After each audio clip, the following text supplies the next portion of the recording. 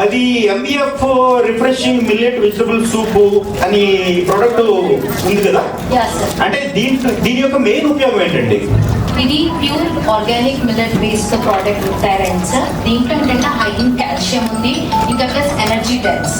The people ఎవరైతే instant గా weight loss చూసున్నా, వెయిట్ మేనేజ్మెంట్ చేసుకోవాలన్నా, this is a refreshing drink. Weight loss చేసుకోవాలి అంటే ఏ టైంలో తీసుకోవాలి? ఇది స్నాక్ లేక తీసుకోవచ్చు, లేకుంటే బ్రేక్ఫాస్ట్ లో యాడ్ చేసుకోవచ్చు. సో రిఫ్రెషింగ్ డ్రింక్ అనేది స్నాక్ లో ఉండొచ్చు, లంచ్ లో ఉండొచ్చు, డిన్నర్ లో ఉండొచ్చు sir. It can be any time. అంటే జనరల్ గా సూప్ మనకి లంచ్ ముందు చాలా మంది మన హోటల్కి వెళ్ళినప్పుడు ముందు సూప్ ఆర్డర్ చేస్తాం. అంటే దానికి సైంటిఫిక్ రీజన్ ఏంటి ఉందండి? ఎపిటైజర్ సార్, ఇట్స్ ఫుల్ఫిల్నెస్ మాట. ఎపిటైజర్ మాకు అలాంటి పదాలు మాకు తెలియదు. అంటే ఆకలి అనేది పెరగడానికి, ఇంక్రీజ్ చేయడానికి, ఇంకా జీర్ణశక్తి పెంచడానికి ఇది బాగా ఉపయోగపడుతుంది. ఓకే, అయితే ఇది అందరూ వాడచ్చు.